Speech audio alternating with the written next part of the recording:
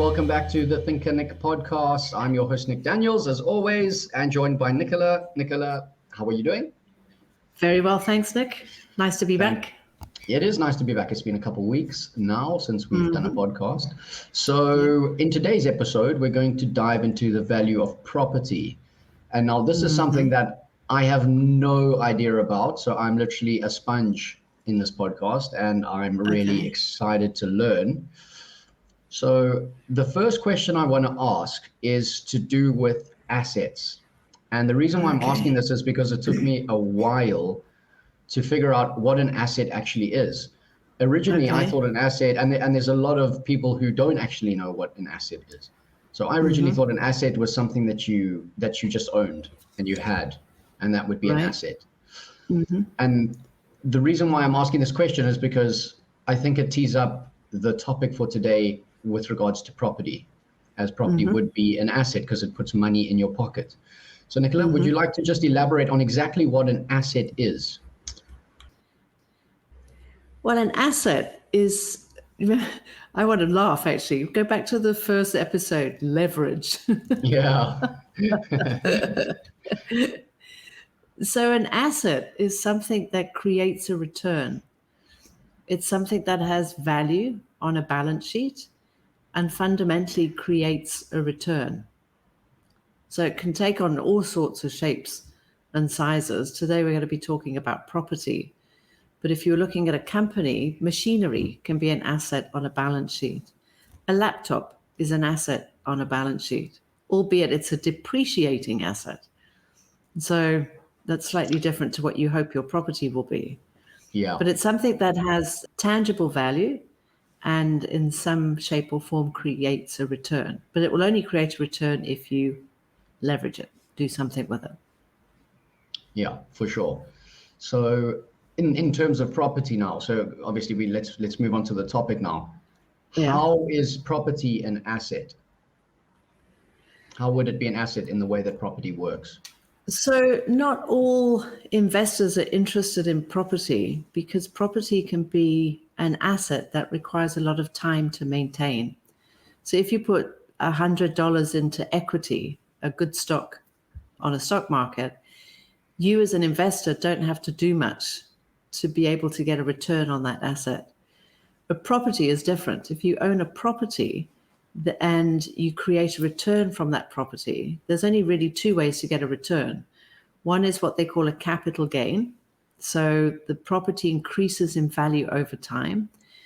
And if you sell it, you then realize your capital gain, which means you make more money out of the property than what you had to pay for it. Okay. And the other one is a rental income, which would then be cash flow.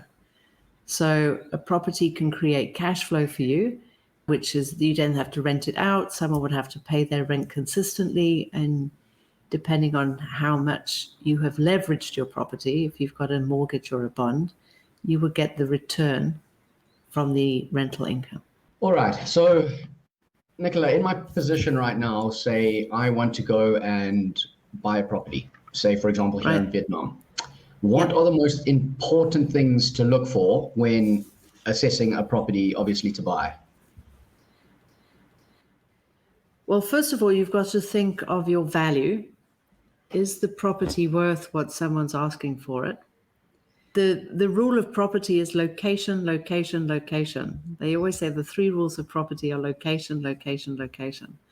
So sometimes it's better to buy the worst asset in the best location because everything around it is going up in value, rather than the best asset in the worst location. I see. So where is it? Location. And is that property worth what people are asking for it? The other thing you need to consider is, why do you want it? Do you want it for a capital gain, or do you want it for a rental income return? Okay. So when you say location, like, how do you value that property? How do you make that property, like, how do you make that valuation that this property is worth that much? So estate agents and banks are typically the people that value the property, as well as governments. And the government will value your property for what's known in some parts as rates and taxes, but the government will place a tax on the property, and they value the property to estimate the amount of tax. So in most countries, the contribution you make in terms of rates, government levies, is based on a percentage or a proportional figure to the value of the property. So if you own a property that's worth millions of dollars, what you pay for it will be much, on a month-to-month basis to the government, will be much higher than if you owned a property for like $500,000. The second one are the banks, and the banks will value the property for security reasons, or if you are wanting to borrow money. So if you want a mortgage or a bond against that property, the bank has to value that property to create some assurance that the money they lend you is worth that amount, or the property is worth the amount of money that you're asking for or greater. And then estate agents value property because they are the people that typically sell the properties, and they make a commission on the sale. So it's in their interests mostly to put what is a fair market value on the property, because it's, if assuming that the owner does want to sell, so you'll have more chance of selling a property at fair market value, and that may change over time, than something inflated. Okay, so let's sort of like dive into the house now. So you've bought the land, you've got the property, and this is relevant to you right now because you're obviously doing renovations. Yeah. So what is the value of the actual finishes and the endings? Does that add a lot of value on top of the actual house itself? It does. So if, for example, you had a house with a swimming pool and a tennis court, which I know is a far-fetched for most people in the world. Yeah. But that would obviously add value. So those are sort of outside finishes, beautiful garden, etc. And then internal finishes, there's a difference between putting linoleum on the floor and maybe having marble tiles. But what you wouldn't want to do with your finishes is put a very expensive finishes into a property in the wrong location. Because then what you do is you call it overcapitalizing. So if you take the property in the wrong place and you spend a lot of money on it, you've put all that money into an asset that doesn't necessarily create a return. It doesn't mean you'll get your money back. And finishes are often very personal. So in some places, you might find there are very modest finishes, but they've been done extremely creatively with an interior designer or an architect or an interior architect. So you can have very modest finishing, and it can create the impression of being better than it is.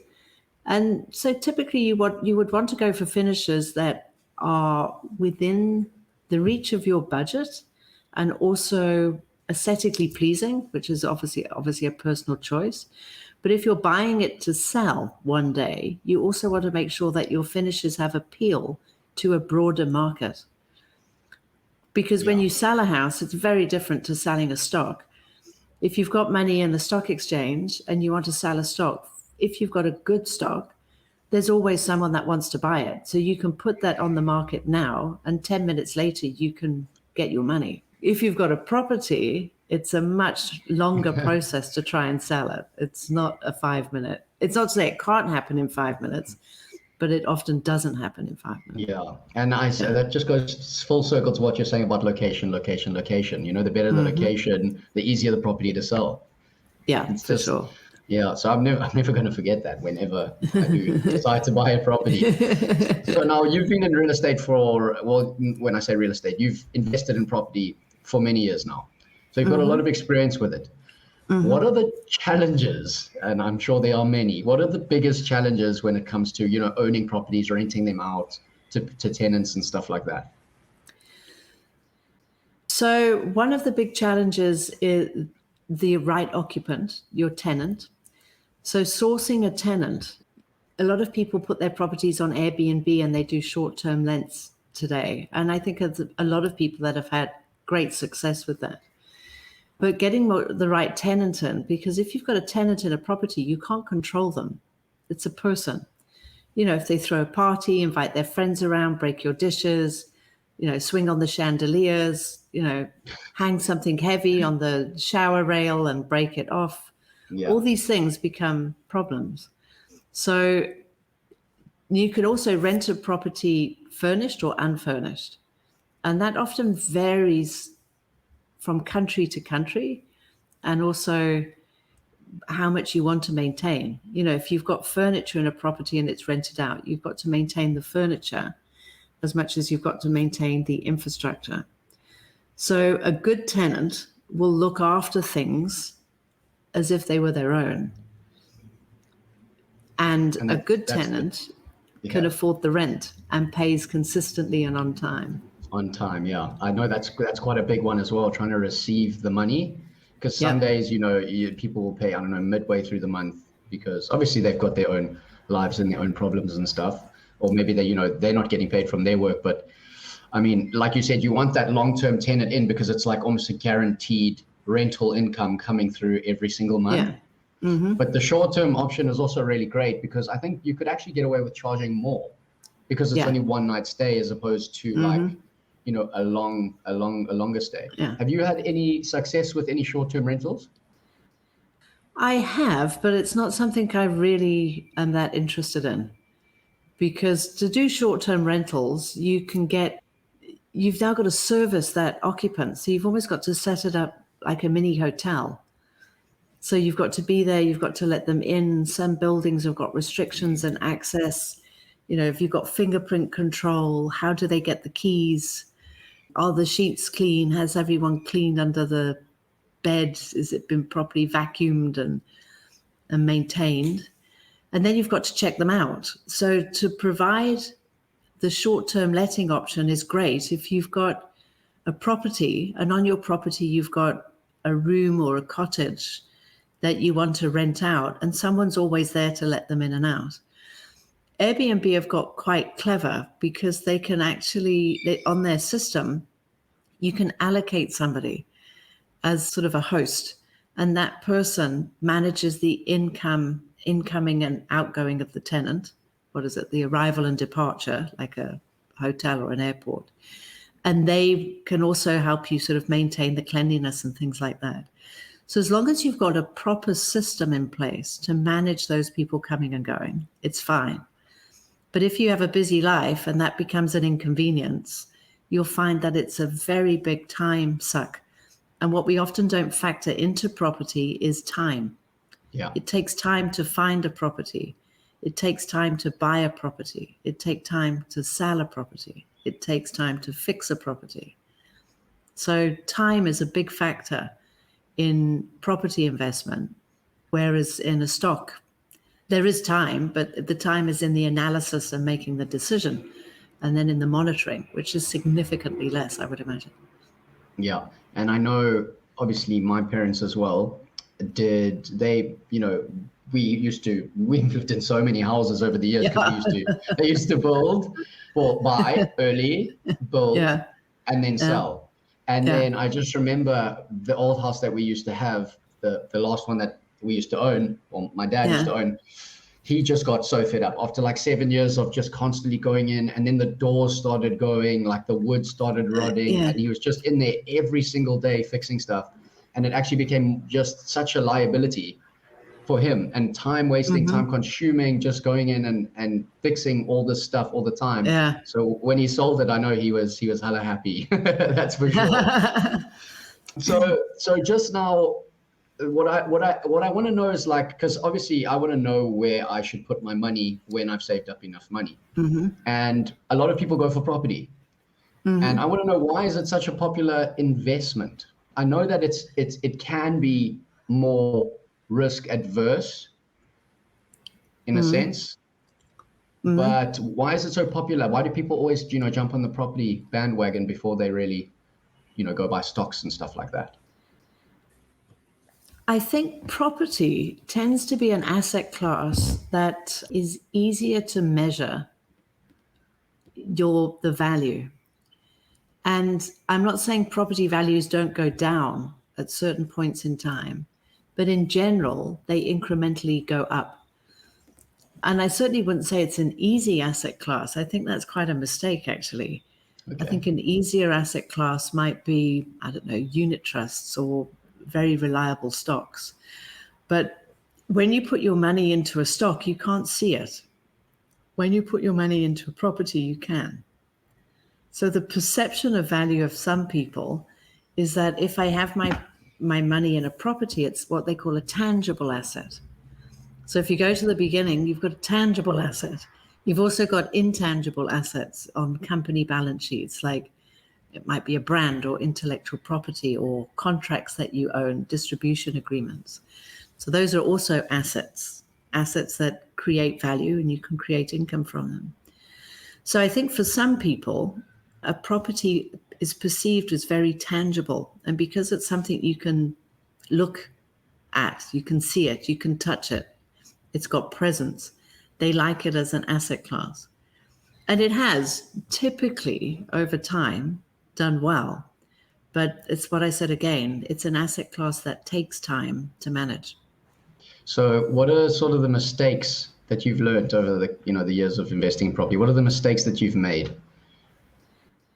The mistakes I've made is not in buying. I think in general, I've bought very good assets. It's in selling. Oh, really? So, Why so? Why is that? Because you've got to know when to, if a market's doing well, you always think it's going to do better. But there are certain times, like pre-COVID, when a market's doing well, and if you sold the asset then, you would have made the best return. But you can't predict a market coming down. So that's why I was saying markets generally go up, but they do also come down. So in an ideal world, you don't want to be emotionally attached to your property. You have to see it as an asset. The minute you're emotionally attached to it and you begin to think of that as home rather than an investment, they're two different things, then suddenly it's like you don't want to let it go because you're fond of it. It's a bit like giving your puppy to a stranger. It's like, no, I don't want to do that. So I think my biggest mistake has been letting go. I've had one bad tenant over the years. And my mistake there was not putting my foot down soon enough, not drawing the line, having empathy. So if you've got an occupant and it's 1 month's rent that they can't make, jump on it like a bad rash. Don't be lenient on your tenant. That goes straight back to what you were saying about getting emotionally attached. And what I mean by that is putting your emotions into the investment by being empathetic. Do you know what I mean? Yes. It's okay. You can pay in a week's time and then, you never see the money. So I can imagine that would, also be quite a tough challenge. So the last question I want to ask you, Nicola, is any advice for people like me or anyone looking to perhaps buy property in the future? What would your, key advice be to those people? Well, I think you've always got to live somewhere. So that can be a long-term asset, but I've got friends that don't actually believe in owning any property. A friend of mine does investing, and he does not own a property. Lives in Europe, and that's it. He says it's the worst asset class you can get, and he only invests in stock and he rents because he doesn't have to worry about maintenance. He doesn't have to worry about paying any bills. He pays one invoice a month. That's it. That's wild. That's pretty wild. Yeah. So but you have got to live somewhere. So decide if where you want to live is where you want to live. And get that house paid off as soon as possible. And then if you want to invest in property, start to think about it in terms of the time factor of acquisition, the cost of acquisition, because when you buy property in different countries, you've got things like I think in Europe it's called, the UK, I think it's called stamp duty, but I think in South Africa we call it transfer duty. So you have to pay a lot of money to the government to acquire the property. So there's an acquisition cost. If you buy a property, what's known in South Africa as off-plan, so you buy it directly from a developer. Let's say you buy a flat in a high-rise building. They often have advertising that says including transfer duty. So basically, there's no transfer duty. The developer is paying it over. But the transfer duty is not, it can be included in your bond, your mortgage. So your cost of acquisition is less. So often people, when they get into property investments, they'll buy off developers because the cost of acquisition is lower. You've then got to make sure that if you need to bond the property or get a mortgage on it, you've got to make sure that the income that you generate from it can exceed your monthly costs, running costs. And running costs aren't just maintenance. A lock up and go theoretically is low maintenance. Running costs are also rates, taxes, water, electricity, general handiwork, plumbing, electrics, etc., etc. So you've got your running costs. Then you've got insurance. Then you've got levies and taxes that you pay to, rates rather, that you pay to the government. If it's in what's called a sectional title building, you've also got levies to pay. So there's a building maintenance cost that the managing body, it's called a body corporate, that the managing body of the building charge to make sure that all the things on the outside of your unit are also maintained.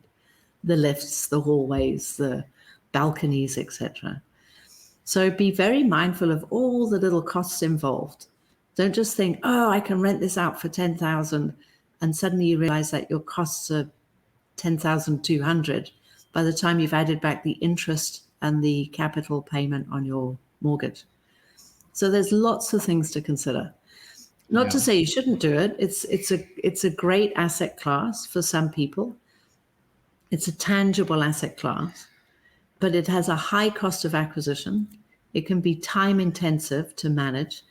And then even when you sell it, you then have to pay an agent commission. So it's expensive to acquire, it's expensive to sell, and it's quite time intensive to maintain. So everyone says, yeah, I want to own lots of property. And I'm not saying don't do it, but also be mindful of how much capital you've got to put in and how much you need. Yeah. I mean, just listening to all of those different costs involved and listening to all of it is actually making me somewhat exhausted. But anyways, Nicola, so what I have taken from this, guys, is that if you are going to, I've taken a lot from this, but remember, if you are going to buy property, location. And don't forget that. Okay. Yeah. Nicola, thank you very much for your time today. And cheers, Nick. Your insight on property. We will catch you again next week. For sure. Okay. Bye. For more news and content about Think and Nick, go to www.thinkandnick.com or visit our Facebook or Instagram pages @Think and Nick.